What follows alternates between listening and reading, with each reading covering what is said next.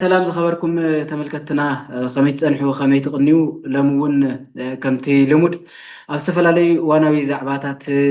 صانحت المقبار قاشا عديمنا لنا قاشانا تقادا لاي غازيتنيا مدهانية قدأيو تقادا لاي غازيتنيا مدهانية كمحزون كدمتي جونوسايداوي سنتت أب دمسيانة تقراي غازيتنيا خوينو زسرح زنابران أب قالسيزو تقرايون عبيستوات أوزنورون حزون ንምንታይ ህዝቢ ትግራይ ዋጋ ዝኸፍል ዘሎ ተጋዳላይን ጋዜጠኛን እዩ ስለዚ ምስኡ ፃንሒት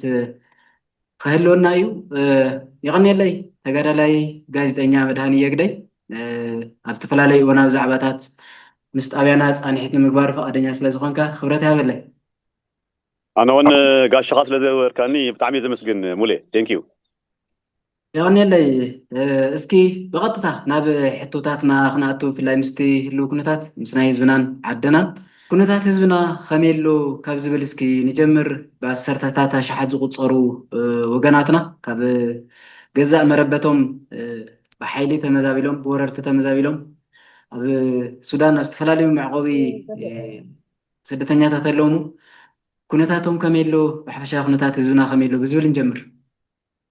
يغني لي دقيمة قاش خاص لذا كاني بتعمي زمسجن ناي هزبنا خناتات عزيو أب زخفة درجة يزرك بزحزوان مولي كم تزفلت كاب استفلا خبابيتات معراب تقراي لون كاب استفلا لي خبابيتات تقراي سنكي تولي عزنا برا بالحزب تقراي تولي عزنا برا قل عجنة هذا وكنات حزب تقراي ناب استفلا خبابي تبتينو تحدث استبتنا كم تي كلهم تفلتون أب سوداني نابزي ناب هاجر السودانيو يمكن هاي مدى يتحت ولا اللي نشته مدى حوا نشت ورأس خانش لا على أو هاي تغرزني اوكي حرف مدى يمكن تعطي شيء هو حزبنا بحزوان ازيو بخبير زبال ابو خفاء زبال كنا تاتي تساطح يزركب مولي كم تقول لنا نفلتو بقلع جنساداو كينات حزب تግራይ ናብ ዝተፈላለዩ ከባቢታት ተበቲኑ ብዝተፈላለየ አንፈት جونوسايد مستعوجو مالتي نابزي ناب السودان ناب هاجر السودان سجرة لعلي 17 زخون سدتينيا كاب جزي ناب جزي ناب زخفة هنتات ناب زخفة سبقوي قالوا لو ناس ساطحة يمسيو أو كربا جزي ترينا تي زوهاو زنبر حجز نحد سدتينيا ناب 10 تحمش كيلو مشلا ورحوي يزوهاو نير مجمر يا خبابي كاو توسخي كابزي سرع زخونة رديت بتوسخ دم استفلا حجزات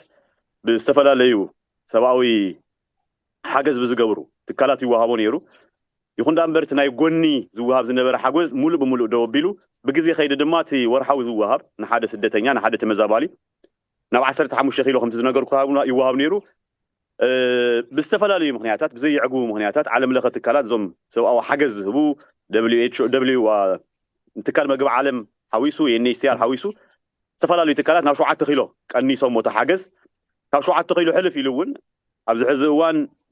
حدا سدتنيا 2 كيلو حروچي يزركب زلو مولي تو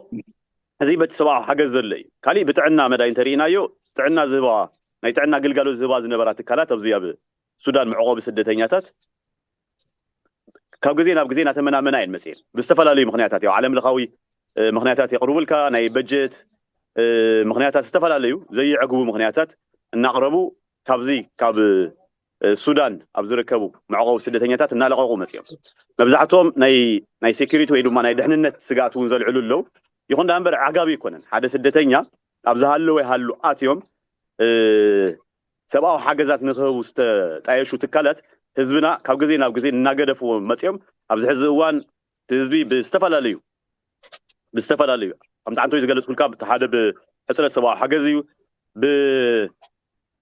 نايتعنا تكالاتنا تمنامنا ممصن كالوت دغاف زغبرا تكالاتون እና ተመናመና ኣብዚ ሕዚ እዋን ሙሉ ብሙሉ ዘቋርጻሉ ኩነታት ተፈጢሩ በዚ ምክንያት ብዙሓት ወገናትና ኢና ንስእን ዘለና ስፔሻሊ ሕዱር ሕማም ዘለዎም HIV AIDS ካልኦት ሕዱር ሕማማት ዘለዎም ኣብ ዓድና ሃለው ኣብ ምዕራብ ትግራይ ኣብ ዝተፈላለዩ ከባቢታት ትግራይ እና ሃለው ስሩዕ ዝኾነ ናይ ግልጋሎት ሕክምና ዝረኽቡ ዝነበሩ ወገናትና ኣብዚ ሕዚ እዋን ግልጋሎት ሕክምና የብሎም ንኣብነት እንተሪና ኣብ ተነድባ ዝበሃል معقوب ስደተኛታት ኣብዚ ኣብ ሱዳን ካብ ዝርከባ معقوب ስደተኛታት እቲ ዛዕበ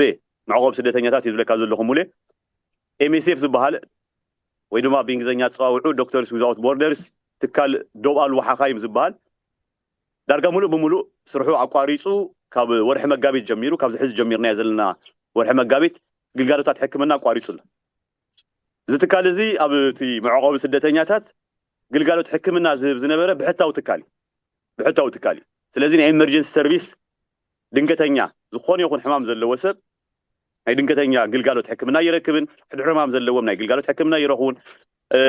ناي وليد قلقالوتات يلون ناي كتتل حكمنا قلقالوتات يلون بزي مغنيات بزحات أبزا استقلدت كيندات خورميم حاجة زي بقولو قلقالوت حكمنا بزي بقولو كاو حلف يلو دما ناي تمرتون أبزي أب سدت كابز مت حزبنا لعل حموش عمت وطيروا له لعل حموش عمت أنا تجري أب سدت تمرتي رخون كندينا كم زسنبد حسب بوزي لعل حموش عمت أنا تجري تمهارو تجري ناي تمرتي ما أدي وسأ خوينا ميمزنا وبرز له مالتي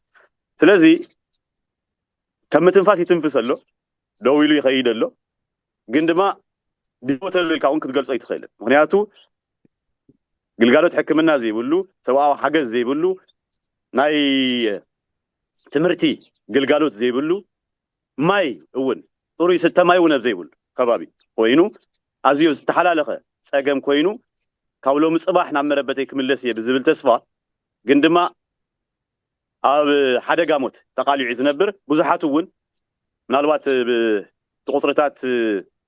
ستصعف فقطر مسمى خلنا نقول لكم يناقن بما يزغط صاروا أب ستور أصوصن أوارح بما يزغط صاروا وجناتنا بسنكي حصلت قلقالو تحكم الناس أنا له نتات يجوز في الترزلة سلازي أب حدا قاموت أب حدا قات أنتت أب سلاح تعوض أنتت زل هزبي أب معرب أب سودان عقيب زلوا تمزابلاي سدتين وجناتنا مولي مدهانية أب مسقفعتها سألا تتحيزو أم معرب تقرأ استفتصمو ويستفتصم جينوسايد ويم أنتت زملكت تدقاقامي حواريتا نعلم تقالح نيركا بزعوا زيسكي نقرنا ببي جميل كاب ببي كم زودان شيء تقامي أب معرب تقرأي لك أحم تخلوت كوابيتات تقرأي نشيني معرب تقرأي فليزة بلو حجون أب تحت تسألعي حزون أب تحتي فدرال من قصة تفتيه الصرحهم حيلتات بالسجنات تفتيه الصرحهم حيلتات وصروشت مهلاو نيشتي أفتوشت معرب استفتصمه مرداتات بقت تان مركبة تقامي جن كافت جينوسايد سجيرو زماتسه حزبنا كندينا يمسكحك حزب خونه انتت كندينا يمسكحك حزب خونه طفات كم استفتصمه ግን مرداتاتون حيزنا لنا نمرداوني كالي تحده جمله وقتلتي اب معراب تግራይ اب كتما ماي كادرا بحومرا اب راويان برخت اب بعخر او دارغا بحدحد قبابيتات تግራይ اب ديفيجن تግራዋይ بجمله يتጨፍጭፉ بجمله يتጨፍጭፉ ጨፍጨፍ ከሎ ያው ታዝነበረ ተመማረጺ እንተስ ንውሽጢ ትግራይ እንተስ ናውዚ ምስዳዲ ስለዚ ናውዚውን ክመጽእ ከሎ ንምውጻእውን ንምህዳሙን ህይወቱ ንምምላጡ ነብዚ ምክሮሉ ሰዓት ብድሕሪት እናተተኮሶ እዩ ብድሕሪት ብናይ ብናተይ ብዝብሎም ናይ መከላከያ በት ጆኖሳይዳዊ ዝኾነ ሓይሊ እናተተኮሶ እናተቀተለ ሬሳ ናረገጸ ይሓሊፉ መጽ እቲ ኻሊ ኣብ ልዕሊ ደቂ ኣንስትዮ ትግራይ ዝተፈጸመ መስካሕክሒ ጽንተት እዩ ደቂ ኣንስትዮ ትግራይ أب معراب تجري استفلا لي خبابيتات معراب تجري نابزي ناب السودان المسجر أب تساقط الأوان يكون أو قدمون سلاي أب تمربتن مسيو استفلا لي مسكحك حزقونو صوتاوي متكعتات صوتاو عمس تفتسيموني هذا زانتا بركز بلي جن سؤال كحنت زانتا كون نمذكر زاكل نمزنتاو زاكل أنت عفتنا بعد تحضر يعني راس سيفيلي بعد الجزاء كلته هصانات قلعون يرو ما تحد ودي 3 4 عامت تحد ودي 5 6 عامت صلاركيوم نموصاو زفتلو ساعات كاب جزاء نبعل جزاء وسيدهم فاليوم قتيلهم كاب مقتل حليفهم ريسو قاتيلهم ريسا سوايا خطري بخندي زي عتيتا ملسي رخبتن قديفات تكيلون يدليت كاو بعال جزاء زقتلو لا صلاتي مصيوم نعاونه بجزاء صوتو عمت فتسيمه مله سلازي اب معراب تግራይ استفتصمه قفعي اب معراب تግራይ استفتصمه صنتت اب معراب تግራይ استفتصمه جونوسايد وص زبل جونوسايد مسكحكحي مختزاربون يسكفكا نتذكرون يحمكاي سو سفيح بدلي تفصيمه سفيح بدلي تفصيمه أبحرقون أسكرين مركب حبريتاتون توصون يركم يرى نيرو ياو مع خنات زين عالمون بعد سينين نزوص وصل زخانة أسخون كم عينة حبريتات توصون يركا تجالس نيركا أستاتون توكلي كلتشحن عسى تروعتني مثلني كلتشحن عسى سلسة مودات خبابي ያው ከም ትዝገለጽ ካዮ ሲኤንኤን ሓዊሱ ካልኦት ሚድያታት ዓለም ለኻዊ ሚድያታት እውን መጽዮም በአካል ተረኺቦም ኣብዚ ካብ ሩዋ ተከዘ ሱዳንን ትግራይ ዘተኣሳስር ሩዋ እዩ ብምዕራብ ትግራይ ኣቢሉ ናብ ሱዳን ዝኣቱ ሩዋ እዩ ስለዚ ኢዶም ንድሕሪት ኣሲሮም እዮም ናብ ሩዋ ምስ ሂወቶም ዝድብርዎም ነይሮም ሓደ ሓደዮም ቀቲሎም ናብቲ ሩዋ ይድብርዎም ንሓደ ሓደዮም ድማ ብሂወት እናሃለዉ እዮም ዝድብርዎም ካብኡ እቲ ሩዋ ናብ ሱዳን ስለ ዝኣቱ ናብ ሱዳን ክኣቱ ከሎ ኣብዚ ወደል ሒሎ ዝበሃል ከባቢ እዩ ሬሶም ዝርከብ ነይሩ ሶ ብሲኤንኤን ሓዊሱ ካልኦት ሚድያታት ብሳይንሳዊ ብዝኾነ መንገዲ ተጋሩ ምዃኖም እናቀታትለዎምን መስካሕክሕ ዝኾነ ቀታትላ ምዃኑ ዝተቐተልሉ ከባቢ እውን ከይተረፈ ኣውፂኦሞ እዮም እቲ ጆኖሳይድ ብኣግባቡ ተሰኒዱ ፍቲ እዋን ንሱ ኣነ እውን ብተመሳሳሊ መንገዲ ኣብ ወደል ሒሎ ከም ዝነገርኩ ኣብ ሩባ ተኣሲሮም ዝመፀ ሬሳ ተጋሩ ናይ ምቕራፅ ዕድል ናይ ምስናድ ዕድል ረኺብና ነርና ኢና ተጋሩ ምዃኖም እውን መረጋገፂ ረኺብና ኢና ምስ ኣዝማዶም እውን ሓደዮም እውን ዘመዶም ኣሕዋቶም ዝረኸብዎም ኣብዚ ኣብኡ ዝተረፉ ተኣሲሮም ዝተረፉ ኣሕዋቶም ወለዶም ኣብዚ ዝሰገሩ ተጋሩ ምዃኖም መረጋገፂ ረኺብና ኢና ሶ ሰፊሕ እዩ ዝተፈፀመ ጆኖሳይድ ሙሉ ብርሃን ብጣዕሚ ሰፊሕ እዩ ደቀን ናይ ደቀን ሬሳ ቀብራ ዝተኸልከላ ኣዶታት ኣብዚ ኣለዋ ፀተዋ ዓመፅ በፅሕን ኣዶታት ኣለዋ ኣብዚ ኣሕዋትና ኣለዋ ደቀን ዝተቐተልዎን ኣዶታትና ኣለዋ ህፃናት ትግራይ ብኣግባቡ እዮም ዝዝክርዎ ክመፁ ከለዉ ሬሳ ተጋሩ ተሳጊሮም እዮም መፅኦም ስለዚ ኣብ ምዕራብ ትግራይ ኣብ መላእ ትግራይ ስፔሻሊ ብፍላይ ድማ ኣብ ምዕራብ ትግራይ ዝተፈፀመ ጆኖሳይድ መስካሕክሒ እዩ አንቶኒ ብሊንከን ናይ ኣሜሪካ ወፃኢ ጉዳይ ሚኒስትር ኢትኒክ ክሊንዚንግ ወይ ድማ ዘርኢ ናይ ምፅራይ ስራሕ እዩ ተኻይዱ ኢሉ ገሊፅዎ ነይሩ ካብኡ ሕልፍ ዝበለ እዩ ግን ያው ተቃል ንምድፋር ስለ ዘፀግሞም ዓለም ለኻዊ ፖለቲከኛታት ናይ ዲፕሎማሲ ሰባት እውን ስለ ዝኾኑ እምበር ጆኖሳይድ ከም ዝተፈፀመ ዓለም እውን ትፈልጥ እያ ኣብ ምዕራብ ትግራይ መስካሕክሒ ጆኖሳይድ ከም ዝተፈፀመ ሶ እዚ ጆኖሳይድ እዚ ብኣግባቡ ንስንዶ ኣለና ክንድዝከኣለና ምዕራብ ትግራይ ምስኣተና ድማ እቲ ዝተፈፀመ ጆኖሳይድ ምስ ኣብ መሬት ተተሓሒዙ ክንደይ ናይ ሰፊሕ ምዃኑ ድማ ብዙሕ መረዳታታት ክንረክብ ድማ ተስፋ ንገብር ሙሌ እስኪ ናብ ውዕለ ፕሪቶርያ ንምዛእ ተሕዝና ልዕሎ ዝነበርና ኣብ ልዕሊ ህዝቢ ትግራይ ዝተፈፀመ ጆኖሳይድ ኣሎ ድሕሪ እዚ ኩሉ ጆኖሳይድ ውዕለ ፕሪቶርያ ተፈሪሙ ውዕለ ፕሪቶርያ ካብ ዝፍረም እንሆ 3 ዓመታት ሓሊፎም ኣዋርሕ ምቁፃር ጀሚርና ኣለና ክሳብ ሕዚ ንምንታይ እዩ ውዕለ ፕሪቶርያ ዘይተፈፀመ መንከ እዩ ተሓታት ዝብል ንርአ ውዕለ ፕሪቶርያ ብዙሕ ተስፋ ይህቡ ነይሩ መጀመርያ ከባቢ ምስተፈረመ ተኽስዶ ቢሉ እቶም ጠለባት ወይ ድማ እቶም ናብ ጆኖሳይድ ዘእተውና ናብ ግጭት ዘእተውና ምክንያታት ድማ በዚ ውዕል እዚ ኣቢሎም መልሲ ክረኽቡ እዮም ዝብል ዓብይ ተስፋ እዩ ነይሩ ኣብ ህዝቢ ትግራይ ኣብ ሰራዊት ትግራይ ኣብ TDF ብሓፈሻ መሪሕነት ትግራይ ከም ትግራይ ድማ እፎይታ ይውና እዩ ትግራዋይሲ ሰላም ደላይ ሰላም እንዲ ናይ ሰላም ድምፂ ክሰምዕ ከሎ ሓንጎፋ ኢሉ ይተቐቢልዎ እቲ ውዕሊ ክመፅእ ከሎ እምበር ናይ ሰላም ዕድል ይመፅእ ኣሎ ብዝብል ብፅቡቕ መንፈስ ኢና ተቐቢልናዮ ኩልና ይኹን ዳ እምበር ብግዜ ኸይዲ እቲ ውዕሊ ዝፈረመ ኣካል ፌደራል መንግስቲ ብግዜ ኸይዲ ውዕሊ ፕሪቶርያ ህዝቢ ትግራይ ንምፅላት ከም ሓደ መሳርሒ ገይሩ እዩ ተጠቒሙሉ ኣብቲ ውዕሊ ፕሪቶርያ ብግልፂ ዝሰፈሩ ድንጋጌታት ኣለዉ እቲ ሓደ ምዕራብ ትግራይ ስታትስ ኮ አንተንዲ ዝብል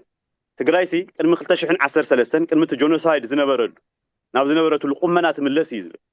ቅድሚ ናብ ዝነበረትሉ ቁመና ክትምለስ ተኾይና ምዕራብ ትግራይ ኣብ ትሕቲ ምምሕዳር ትግራይ ይኸውን ብመንግስቲ ትግራይ ይመሓደር ፀጥቱ እውን ብናይ ትግራይ ሓይልታት ፀጥታ ምሕደራ ይኸውን ተመዛበልቲ ስደተኛታት ይምለሱ እዚ እቲ ዝዓበየ ናይቲ ውዕሊ እቲ ዝዓበየ ኣካል እዩ ንዓና እዚ ክምልስ ኣይከኣለን ፌደራል መንግስቲ ክምልስ ኣይከኣለን ጥራሕ ኣይኮነን ምዕራብ ትግራይ ኮነ ኢሉ ኣብ መንጎ ህዝብታት ትግራይን ኣብ መንጎ ህዝብታት ኣምሓራን ሙሌ ናይ ግጭት ማእኸል ንክኸውን ናይ ጎንፂ ማእኸል ንክኸውን እዩ ዝጥቀመሉ ዘሎ ሕጂ ምዕራብ ትግራይ ኣብ ትሕቲ ኣምሓራ እዩ ዝመሓደረሉ ኢሉ ዝሓስብ ትግራዋይ እንተሃልዩ ጌጋ እዩ ምዕራብ ትግራይ ኣብ ትሕቲ ፌደራል መንግስቲ እዩ ዝመሓደር ዘሎ ስለዚ ንኣምሓራ ክልል እውን ኣይሃቦን ንዓና እውን ክህበና ድሌት የለን እዚ ቦታ እዚ ኣብ መንጎና ናይ ግርጭት ማእከል ኮይኑ ንክቕፅል ትግራዋይን ኣምሓራይን ወይ ድማ ህዝብታት ትግራይን ኣምሓራን ኣብ ጎንፂ ንክቕፅሉ ዝጥቀመሉ ዘሎ ሓደ ስልቲ እዩ ሓደ ካልኣይ ኣብቲ ኣብ ውሽጢ ምዕራብ ትግራይ ዘለው እቶም መስካሕክሕ ዝኾነ ጆኖሳይድ ዝፈፀሙ ዓንቶይ ንገልፆም ዝነበርና ኩሉ ዓይነት ገበን ጆኖሳይድ ዝፈፀሙ ዘሰልጥኖም ዘሎ ዘዕጥቆም ዘሎ ናይ ፌደራል መንግስቲ እዩ መከላከያ ሰራዊት ኣብ ምዕራብ ትግራይ እቶም ብዝተፈላለየ ስያመ ተጣይሾም ዘለው ዋላ እኳ ቁፅሮም ውሑድ ይኹን ዋላ እኳ ህዝባዊ ድጋፍ ኣያሃልዎም ኣብ ምዕራብ ትግራይ ዘብዕ ተከዘ እንታይ ደኾን ኢሉ ዘጣየሾም ሙሌ ዘሰልጥኖም ኣካል ስልጠና ዝህቦም ፌደራል መንግስቲ እዩ መከላከያ እዩ ዘሰልጥኖም እዚ ሕቦ ኣይኮነን ኣሎ እዩ ዝኾነ ይኹን ሰብ ክፈልጥ እንተደልዩ ጉግል ገይሩ ክረኽቦ ዝኽእል ሓቂ ዝዛረብ ዘለኹ ባዕሎም ብናይ መከላከያ ፔጅ ወፅእ እዩ ብናይ በቶም ምዕራብ ትግራይ ዘለው ተስፋሕፋሕቲ ሓይልታት እውን መከላከያ ሰራዊት ክንዲ ዝኣክል ስልጠና ይህውልና ኢሉ እውን ተጠሊዕም እዮም ዝውፅኡ ብሚድያ መከላከያ ሰራዊት ኣብ ምዕራብ ትግራይ ተረኺቡ ዝሕልፎም መልእኽትታት እውን ኣለው እዚ ከባቢ እዚ ናይ እዚ እዩ ናይ ትግራይ ኣይኮነ እንታይ ደኾን ዝብሉ ናይ ፕሮፓጋንዳ ስራሕቲ ማለት እዩ እዚ ፀረ ውዕሊ ፕሪቶሪያ እዩ ውዕሊ ፕሪቶሪያ ብዕሊ ምጥሓስ እዩ ካብዚ ሓሊፉ ትግራይ ብሰላም ንኸይትነብር ፌደራል መንግስቲ ኮነ ተባሂሉ ተሰሪሑ 3-4 ዓመታት ሙሌ ኣብ ዝተፈላለዩ ከባቢታት ዓፋር ይኹን ኣብ ዝተፈላለዩ ከባቢታት ኣምሓራ ፀረ ህዝቢ ትግራይ ዝኾኑ ዕጡቃት ሓይልታት ዝውድብን ዝዕጥቅን በጀት ዝምድብን ዘሎ ብተመሳሳሊ መንገዲ ናይ ፌደራል መንግስቲ እዩ ወይ ድማ ብልፅግና እዩ ብልፅግና ኦሮሞ እዩ ሶ እዚ ሓይሊ እዚ ኮነ ኢሉ ህዝቢ ትግራይ ኣብ ዘይዛር ፅንተት ንክቕፅል ህዝቢ ትግራይ ንክዳኸም ንክብተን እውን ዝሰርሕ ዘሎ ሓይሊ እቲ ውዕሊ ፕሪቶሪያ ኣይኮነን ዶ ከምዚ ዓይነት ስራሕቲ ኣይኮነን ከምዚ ዓይነት ወታደራዊ ስራሕቲ ክትኣቱ ጎንፂ ዘዘላዓዕሉ መልእኽትታት እውን ንኸተልዕለ ይፈቅድ ካብዚ ሕልፍ ሓሊፉ ማለት እቲ ውድብ ህወሓት ፈተኻዮ ፀላእኻዮ ካሊእ ነገር ኮይኑ ግን ዝውድብ እዚ ንትግራይ ወኪሉ ውድብ ህወሓት ንትግራይ ወኪሉ ምስ ፌደራል መንግስቲ ዝተስማዕምዐ ሓይሊ ፖለቲካዊ ውድብ እዩ ሶ ነዚ ውድብ እዚ ድማ ሕልፍ ኢሉ ይፈልጠን ኢሉ እቲ ውዕሊ ፕሪቶሪያ ዝፈረምክዎ ብግልፂ ተቐሚጡ ቲፒኤልኤፍ ፌደራል ጋቨርንመንት እዩ ዝብል ብእንግሊዝኛ ኣብ መንጎ ህወሓትን ኣብ መንጎ ፌደራል መንግስትን እዩ ተፈሪሙ ንህወሓት ኣይፈልጦን ኢሉ ንህወሓት ዘይፈልጦን ኢሉ ኣብ መንጎይን ኣብ መንጎኻን ዝነበረ ስምምዕ እንድሕር ተግባራዊ ክኸውን ኮይኑ ኣነ ንዓኻ ፍልጦ ክህበለኒ ንስኻ ንዓይ ፍልጦ ክትበለካ ንስኻ ትውክሎ ህዝቢ ኣለካ ኣነ ዝውክሎ ህዝቢ ኣለኒ ንስኻ ትመርሖ ህዝቢ ኣለካ ኣነ ትመርሖ ህዝቢ ኣለኒ ስለዚ ንዓኻ ይፈልጥን እንታይ ኢለ ትውዕሎ ይፈልጥን እየ ዝብል ዘለኹ ብኻሊእ ኣገላልፃ ሶ ፌደራል ጋቨርንመንት ወይ ድማ ናይ ብልፅግና ሓይሊ ውዕሊ ፕሪቶሪያ ጥሒስዎ ጥራሕ ኣይኮነን ደጋጊሙ ይጠሓሒስዎ ግን ህዝቢ ትግራይ ትመሪሕነት ትግራይ እውን ኢንፋክት አይ ቲንክ ትጉዳይ ብትዕግስቲ መሓዝ ይሓይሽ ተመሊስና ናብ ጎንፂ ካብ ንኣቱ ሕጂ እውን ፖለቲካዊ ልዝባት ቅድሚያ ይወሃቦ ብምርድዳእ ነፍትሓዮ ብዝብል ብሰፊሕ ትዕግስቲ ይፀኒሑ ብሰፊሕ ትዕግስቲ ኣብይ ኣሕመድ ሓደ እዋን ኣብ ሚድያ ወፂኡ ኣብ ስደት ምዕራብ ትግራይ ተፈናቀልቲ ተመሊሶም እዮም ኢሉ ጫልብኻ ለፓርላማኹም ኢሉ ልዕሊ 1 ሚልዮን ተመዛባሊ ኣብ ኬንዳ እዩ ዘሎ ትግራዋይ ኣይተመለሰን ሶ ንሕና ኣይተመለስናን ሕጂ እውን ናብ ኩናት ክንኣቱ ይንደልን ብሰላማዊ መንገዲ ብመሰረት ውዕሊ ፕሪቶሪያ ተኽሲ ብዘየምፅእ መንገዲ ናብ መረበትና ንምለሱና ዝብል ንፌደራል መንግስቲ እውን ሓዊሱ ንመራሕቲ ትግራይ እውን ሓዊሱ ዝተፈላለዩ ሰልፍታት ኣብዚ ኣብ ሱዳን እውን ተኻይዶም እዮም ኣብ ትግራይ እውን ተኻይዶም እዮም እንደውም ኣብ ትግራይ ብዙሕ ተኻይዱን ሙሌ ኣብዚ ዳርጋ ልዕሊ 10 ዝኾኑ ክሳብ 15 ዝኾኑ ሰልፍታት ዓበይቲ ሰልፍታት እዮም ተሳሊጦም ምክንያቱ እዚ ዘርእየካ እንታይ እዩ እቲ ህዝቢ ንሰላም ዘለዎ ቁርብነት እቲ ህዝቢ ንሰላም ዘለዎ ድሌት ክንደየናይ ዓሚቕ ምዃኑ እዩ ዘርእየካ ክንደየናይ ፅኑዕ ምዃኑ እዩ ዘርእየካ ህዝቢ ትግራይ ንፕሮፓጋንዳ ኢሉ ይኮነን ሰላም ዝብል ካብ ልቡ ሰላም ስለ ዘስተማቐር እዩ እዚ ግን ፌደራል መንግስቲ እዚ ናይ ህዝቢ ትግራይ ናይ ንሰላም ዘለዎ ድሌት ህዝቢ ትግራይ ንምድኻም ተጠቒሙሉ ሕጂ ዝሰርሖም ዘሎ ስራሕቲ አይ ቲንክ ንኩልና ርዱእ እናኾኑ ይመፁ ኣለዉ ህዝቢ ትግራይ እናተኸታተሎም መፅኡ እዩ ካብ ሓደ ሸፈጥቲ ወፃኢ ብልፅግና ኣብ ትግራይ እንታይ ይሰርሕ ከም ዘሎስ ብግልፂ እዩ ዘርእየና ዘሎ በጀት ዓፂሎ ነዳዲ መድሓኒት ኩሉ ዓይነት ክልከላታትን ዕፅዋታትን ይገብር ኣሎ እዚ ማለት እንታይ ማለት እዚ ማለት ንጎንፂ ይልዓዓል ኣሎ ማለት እዚ ማለት ኩናት ይቁስቁስ ኣሎ ማለት ካብኡ ሕልፍ ኢሉ እውን ናይ ድሮን መጥቃዕቲ እውን ተፈፂሙ እዩ ብትግራይ ፌደራል መንግስቲ ናይ ድሮን መጥቃዕቲ እውን ተፈፂሙ እዩ ሶ ብልጽግና ሰላም ውዕሊ ፕሪቶሪያ ፍሪስዎ ጥራሕ እንተይኮነስ ደጓዕ ኳዕ ይብልዎ ከምቲ ዓንቶ ዝገለጽኩልካ ፀራ ሰላም ዝኾነ ሓይሊ ምዃኑ እውን ደጋጊሙ እዩ ዘርኢ ዘሎ ብወገን መራሕቲ ትግራይ ንሰላም ዘሎ ቅርብነት ተደንቕ ግን እቲ ብሉዕ ፕሪቶሪያ ብምሉእነት ንክፍፀም ዝኸድዎ ርሕቀት ግን ስቲል ዝደኸመ እዩ በዚ ክንጠፉ ክውቀሱ ኣለዎም ብፍላይ እቲ ቅድሚ ጀነራል ታደሰ ወረደ ዝነበረ መሪሕነት ሙሉእ ዕድላት ትግራይ ዓቕምታት ትግራይ ሓንሽሹ ህዝቢ ትግራይ እውን ንምብታን ብልጽግና ዝኸዶ ዝነበረ ርሕቀት ዝድግፍ ዝነበረ ዝመርሕ ዝነበረ እውን ሓይሊ እዩ ሓይሊ እዚ ከምኡ ዓይነት ሓይሊ ምዃኑ ሕጂ ኣብ ኣዲስ ኣበባ ኮይኑ እንታይ ዓይነት ስራሕቲ ይሰርሕ ከም ዘሎ ምርኣይ እኹል ስለዚ ብሰላም ክነብር ዘይኽእል ሓይሊ ምዃኑ ደጊሙ ደጋጊሙ ይርአየና እዚ ፋክት እዩ ሓቂ እዩ ንሕና ስለ ዝደለናዮ ንቐይሮ ንሕና ስለ ዘይደለናዮ ዝቕፅል ሓቂ ይኮነን እዚ ሶ ፀረ ሰላም ዝኾነ ሓይሊ ስለ ዝኾነ ባህርያቱ እውን ከምኡ ስለ ዝኾነ ብኡ መንገዲ እውን ስልጣን ናይ ምቕፃል ድሌታትን ትልምታትን ስለ ዘለዎ ብተደጋጋሚ እዚ ዘርእየና ዘሎ ሙሌ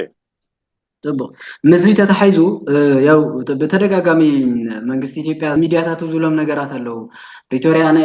ተመዛበልቲ ክምልስ ፈቃደኛ እዮም እውን ፅዋሕ እውን ክምለሱ ይኽእሉ እዮም ዝዕንቅፈኒ ዘላ ሓይሊ ትግራይ ዘላ ሓይሊ እዩ ዝብሉ ዘረባታት ንሰምዕ ኢና ካብ መንግስት ኢትዮጵያ በሚዲያታት ኣቢሉ ብካልእ መዳይ ከዓ ካብ ፕሪቶሪያ ዝተቐመጡ ነጥብታት ኣለዉ ብፍላይ ምስ ተመዛበልቲ ተተሓይዙ ተመዛበልቲ ውሕስኖም ተሓልዩ ናብ መረበቶም ይምለሱ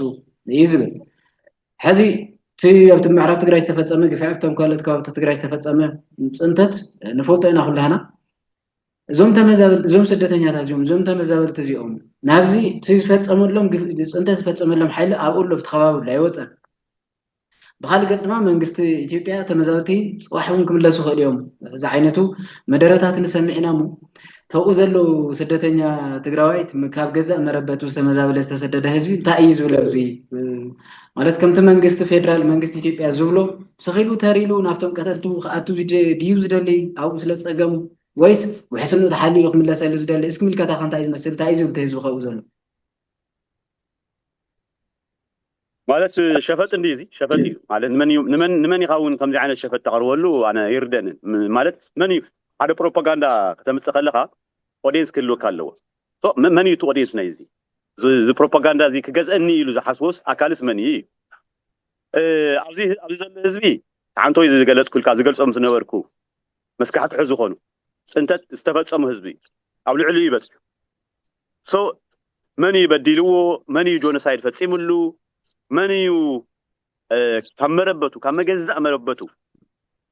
ብድሕሪት እናተኮሰ ካብ መገዛእ መረበቱ ባሪርዎ ውፅይዎ መን እዩ ፆታዊ ዓመፅ ኣብ ደቂ ኣንስትዮና ፈፂሙ መን እዩ መናእሰይና ጨፍጪፉ ቀቲሉ እዚ ኩሉ ይፍለጥ እዩ ሕድሕዶም ይፈልጦም ኣይኮነን ዶ ከም ስርዓት ብልፅግና ዝገበሮ ኣይኮነን ዶ ኣብቲ ብስም ኣሽመላሽ ኮሚቴ ዝተወደበ ጆኖሳይዳዊ ዝኾነ ሓይሊ ናይ ፅንተት ሓይሊ ናይ ክሕደት ሓይሊ ዝፈፀሙ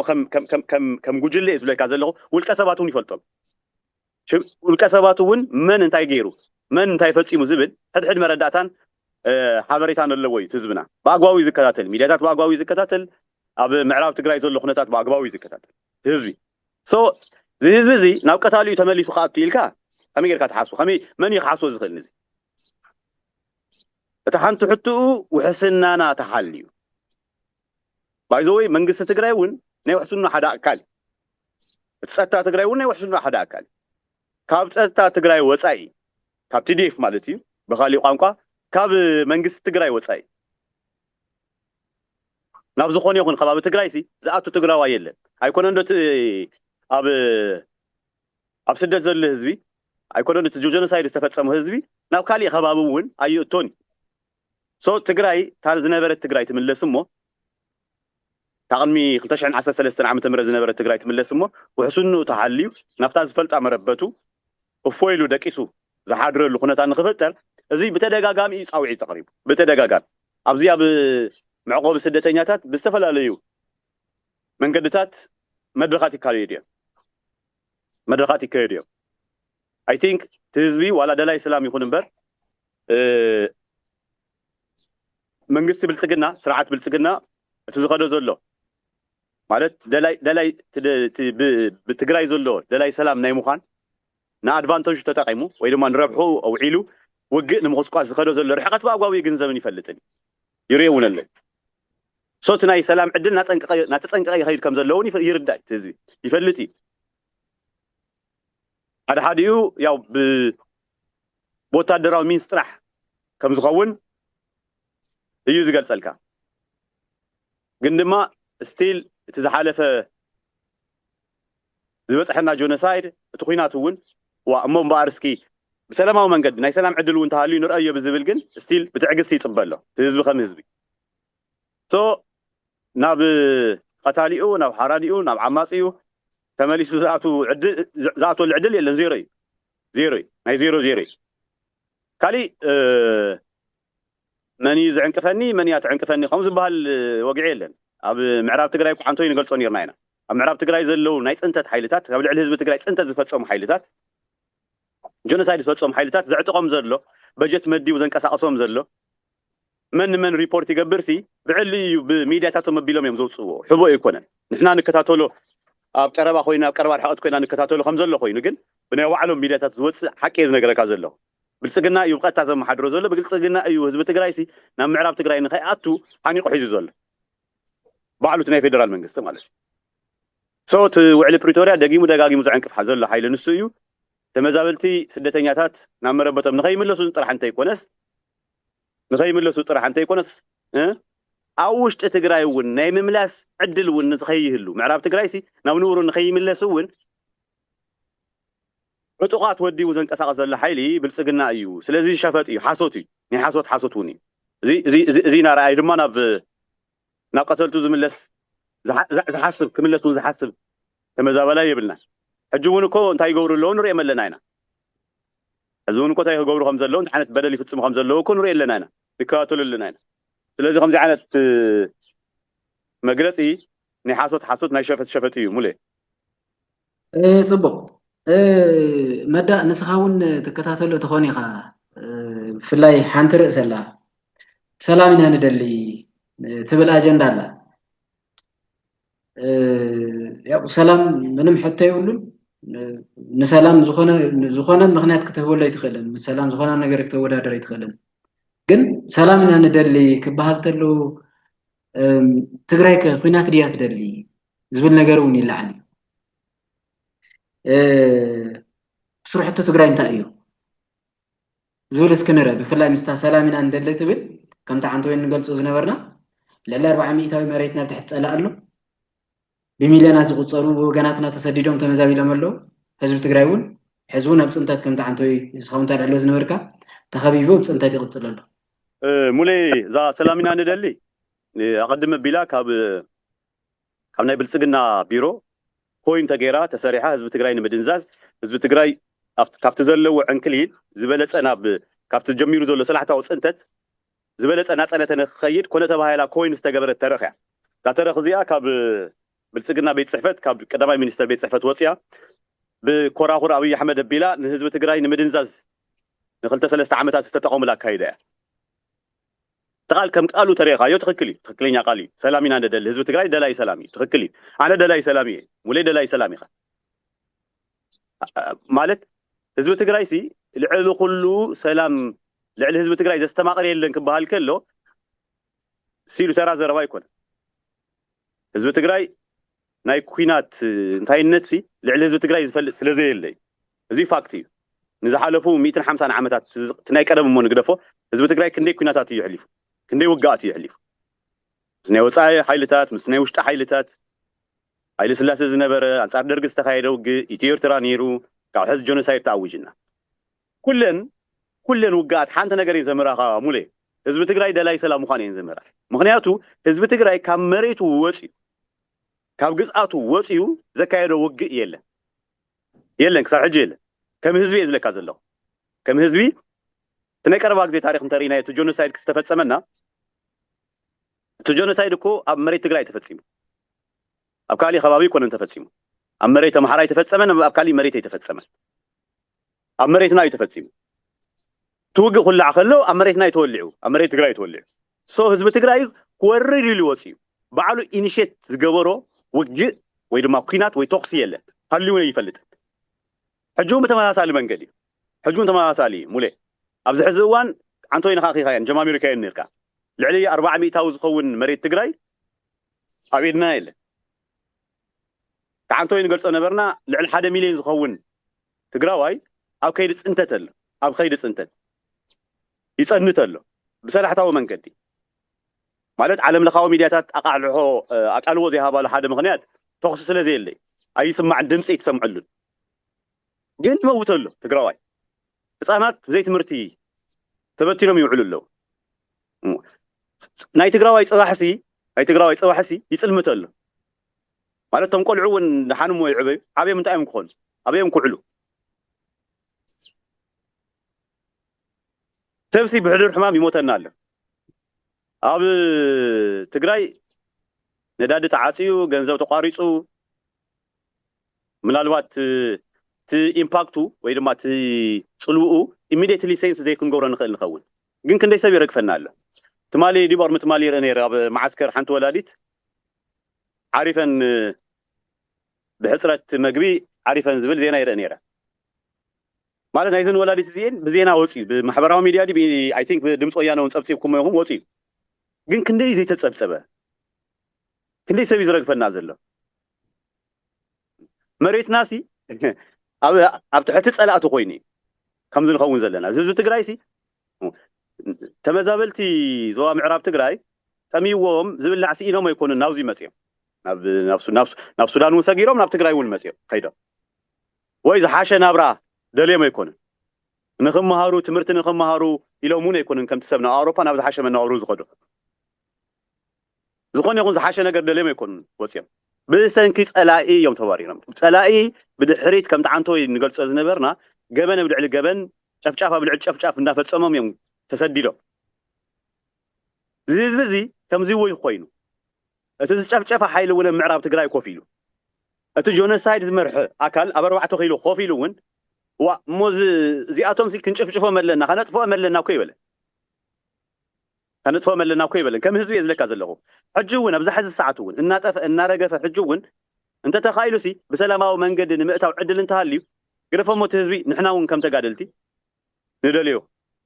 ነገር እዩ ኣነ ከም ተጋዳላይ ናይ ምትኳስ ወልፊ የብለይ ምክንያቱ ጥይት ክትኩስ ከለካ ጥይት ትትኮሰካ ዋላ ሓደ ሽሕር ጌፍካ ሓደ ክረግፈካ ሓደ ክወድቀካ ይትደልን ኣይንደልን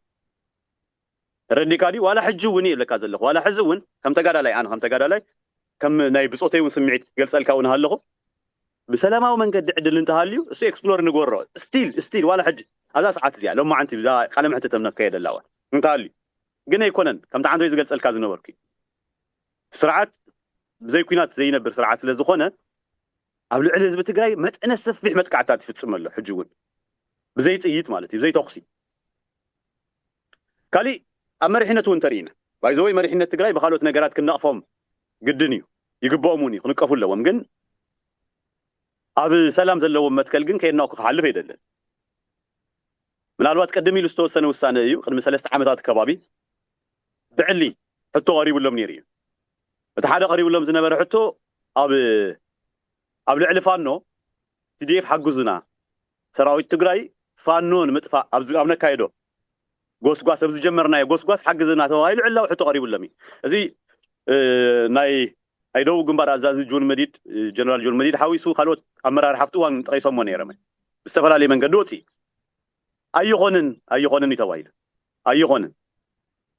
ንሕና ተኽሲ ደለይቲ ውግእ ደለይቲ ተንኸውን ሽዑ ዘሊልና ማዕተና እዩ ምክንያቱ ብወገን ኣምሓራ ኣብቲ እዋን ንሱ ዝነበሩ ናይ ፋኖ ሓይልታት ኣብ ልዕሊ ትግራይ እንታይ ገበን ፈፂሞም ንፈልጦ ኢና ተረዲኻ ኣለካ ሕነ ናይ ምፍዳይ ስራሕ ምስራሕ ምትኻለ እኮ ሽዑ ኣብ ልዕሊ ፋኖ በዘይ ጥራሕ ግን የብቅዕን ኣብ ልዕሊ ኤርትራ እውን ሕቶ ቀሪቡ እዩ ብዕሊ እየ ዝብለካ ዘለኹ እዚ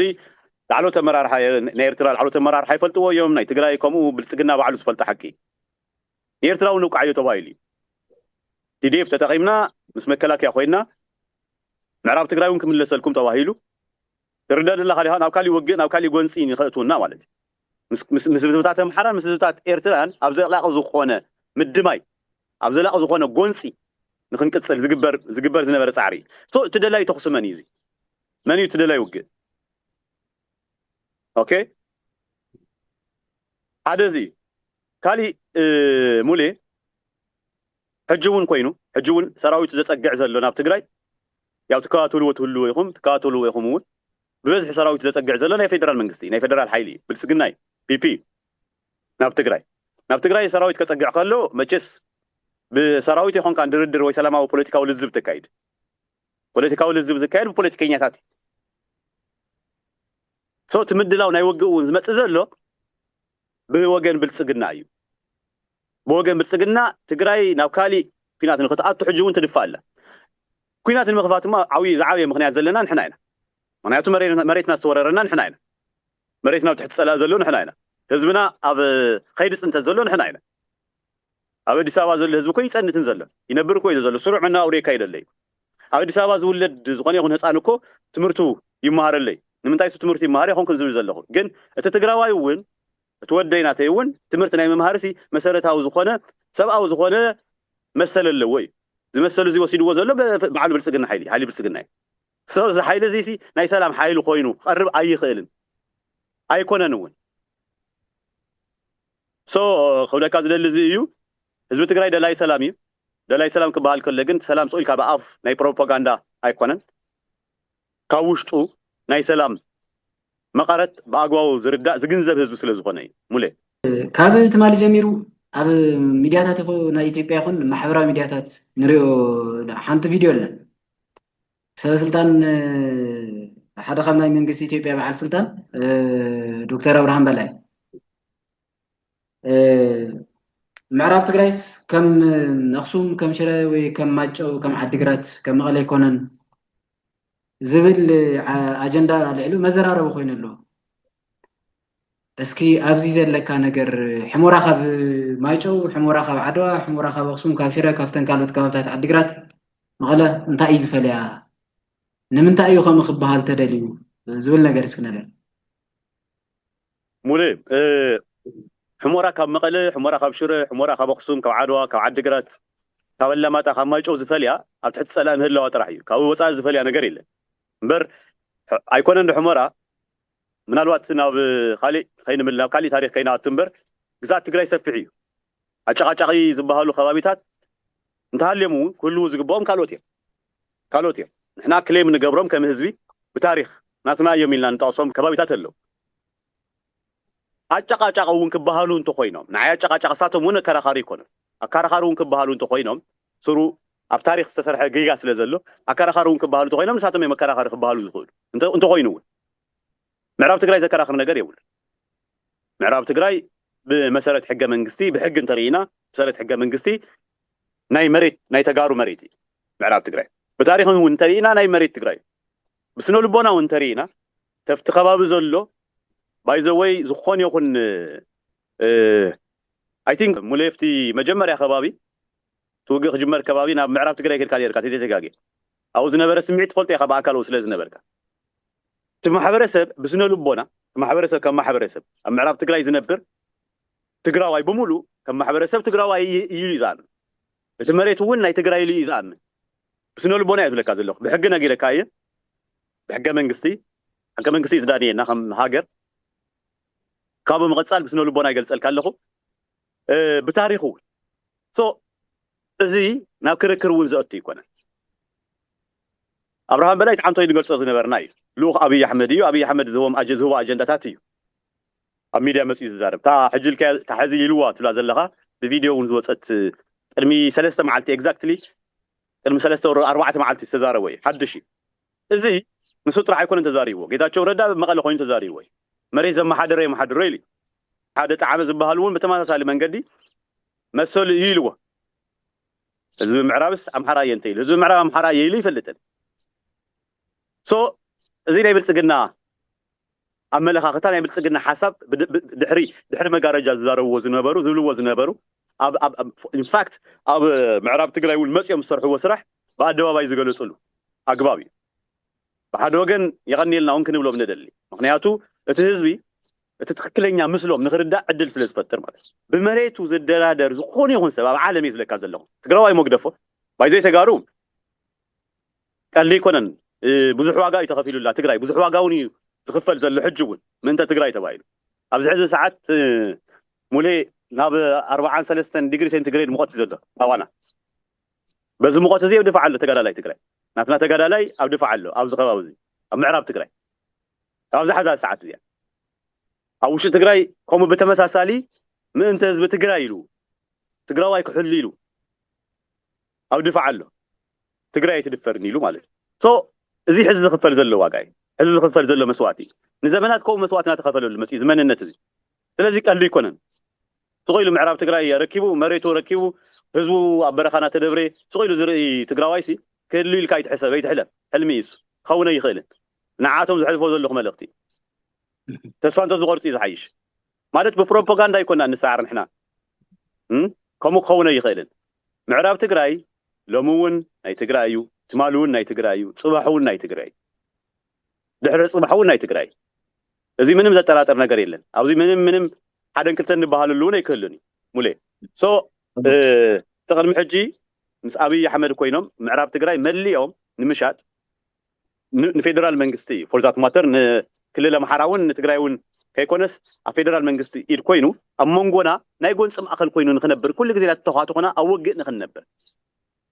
ረዲካሎ ሶ እትናይ ፀረ ሰላም ዝኾነ ሓይሊ ኣየናይ ምዃኑ እውን ባዕሎም በአንደበቶም ደጊሞም ደጋጊሞም ናረጋግጹ ዝመጹ ሓይልታት እዮም ናይ ክሕደት ሓይልታት እዮም ጽቡቅ እስኪ ናብ ሰራዊትና ንምጻሞ ሰራዊት ትግራይ ንምብታን ዝግበሩ ተደጋጋሚ ሸርሕታት ከም ዘለው ብዙሕ ግዜ ይግለጽ እዩ እናተገለጸ መጽእ ሕዝቡን ይግለጽ ኣሎ በጀትን ሎጂስቲክን በመምዳው ከም ተሓንቶ ይውን ዝግለጽ ነበረ ካልኦት ነገራት ብምፍጻሙን ሰራዊት ትግራይ ንምብታን ዝግበሩ ሸርሕታት ኣለው ሞ ኣብዚ ዘለካ ርእይቶ እንታይ እዩ ህላዊ ህዝቢ ከይረጋገፀ ዝብተን ሰራዊት ኣለና ድዩ ኣብ ልዕሊ ኣርሚ ሰብዓት ዝተኻየደ ዝተፈላለዩ ፈተነታት ኣለው እዮም ኣብ ቲዲኤፍ ከም ቲዲኤፍ ከምኡ ካብ መጀመርያ ጀሚሩ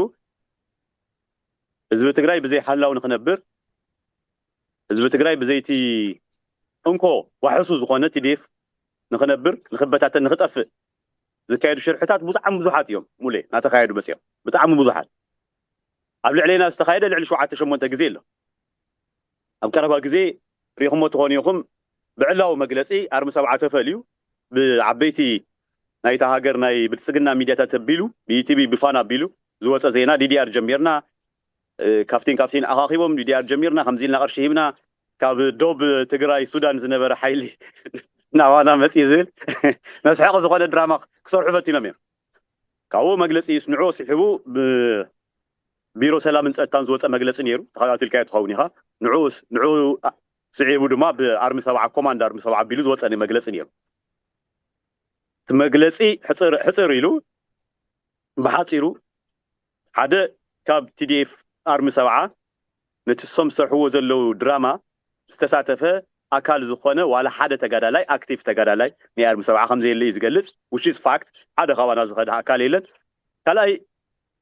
تزكايد زلو دي دي ار حقاو خمزه يكون يقلص ثالثاي ارمي سبعه كما ارمي سبعه تي دي اف كم تي دي اف كودب كله نزخونه تقمي نزخونه قرشي نزخونه ربح حيلي يكون نصر زخونه علامه አለው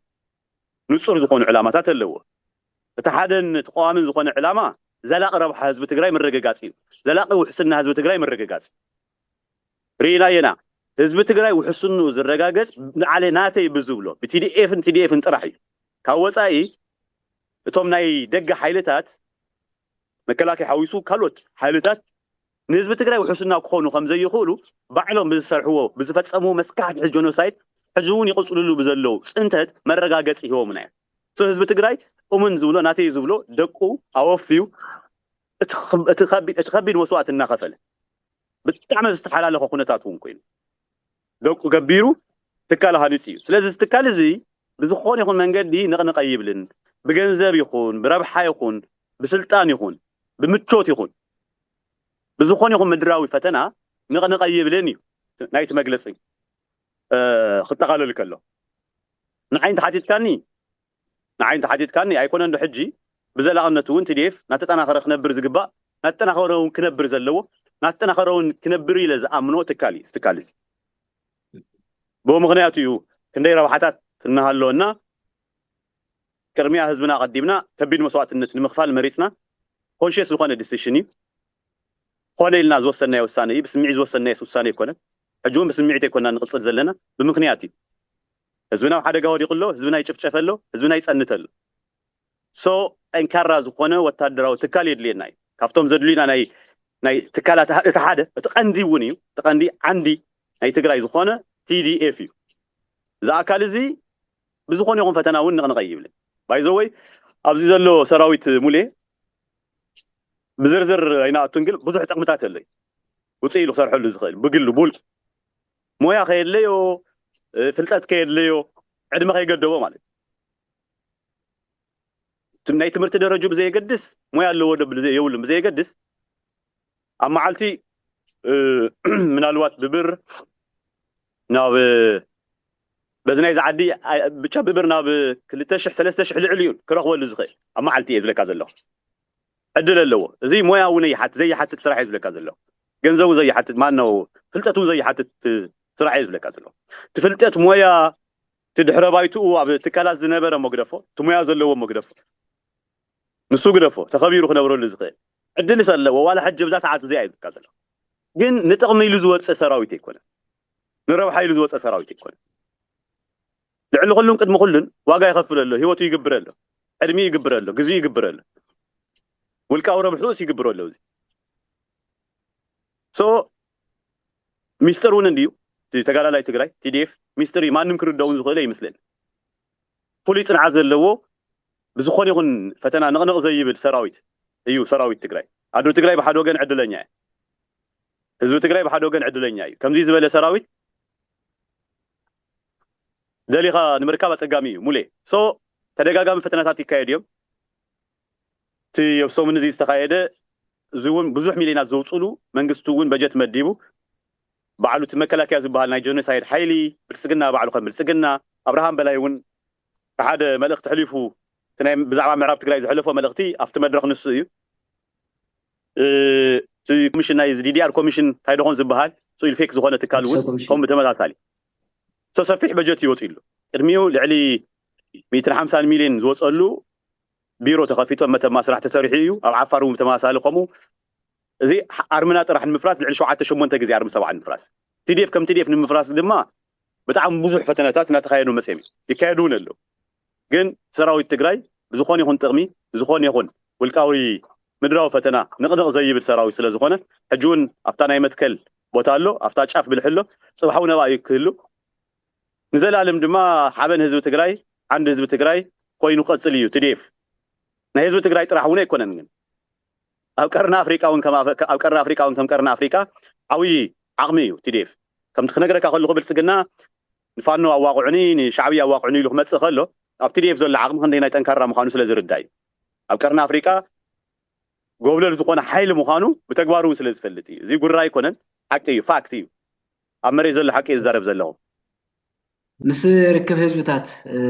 ዝምልከት ህዝቢ ትግራይ ምስ ጎረባብት ህዝብታት ሓቢርካ ምንባር ወይ ብሰላም ናይ ምንባር መንገድታት ዝዓለመ ዝተፈላለዩ ርክባት ይግበር ኣለዉ እዞም ርክባት እዚኦም ከዓ ብትኻል ብቶም ካልኦት ሓይልታት ብኻሊእ ይትርጎሙ ኣለዉ እሞ እስካብ ዝርክብ ህዝብታት ዝምልከት ሓፃር ነገር እስክበለኒ